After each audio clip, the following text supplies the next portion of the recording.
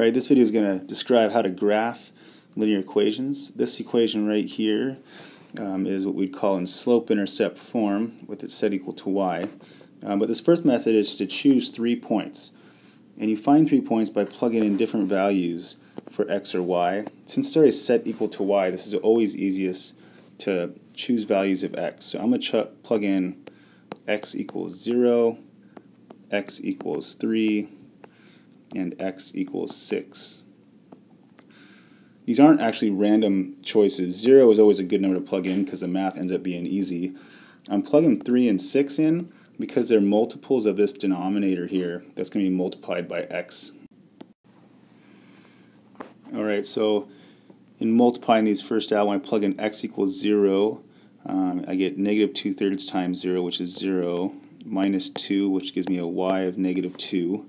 That gives me a point of 0, negative 2. These second two examples are why I chose the 3 and the 6. I'm not going to show the multiplication, but when you multiply negative 2/3 times 3, you think of 3 as 3 over 1, and multiply. What this ends up giving me is y equals negative 2 minus 2, giving me that y equals negative 4. So that's my second point, is 3 comma negative 4. And for my third point, I plugged in 6. Negative 2/3 times 6 over 1 ends up giving me negative 4 minus the 2 to be y equals negative 6.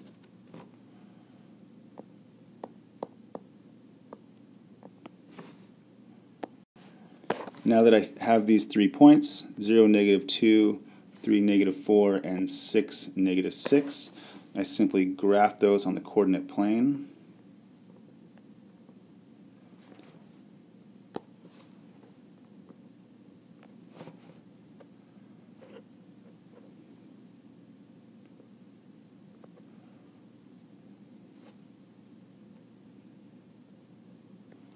I'm ensuring that they line up, and if they do line up, I draw a line in between them.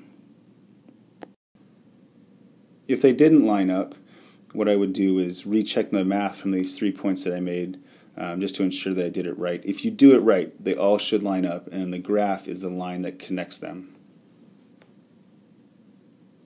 Let's now talk about a second method for graphing these that ends up being a little bit easier.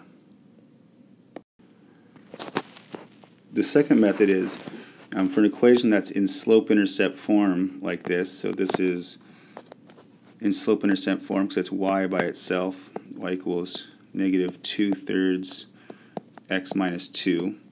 What we're going to use is the slope-intercept form. The slope-intercept form says if our equation is set equal to y equals mx plus b, this b value is the slope. The m value is the slope, and the b value is the y-intercept. So first thing is to identify this y-intercept. We have a negative 2 here. That means our y-intercept value is 0, negative 2.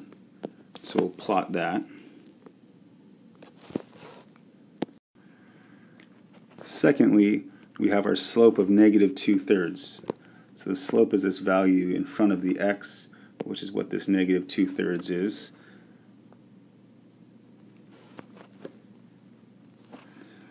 So our slope is negative 2/3.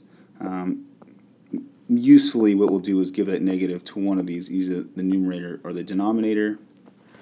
And these values, the negative 2 on top is the rise or the vertical change, and the 3 is the run or horizontal change.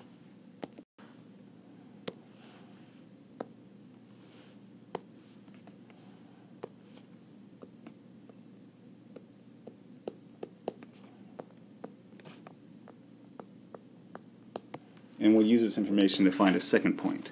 So what we do from the negative 0, negative 2, we go down 2 units, and we go to the right 3 units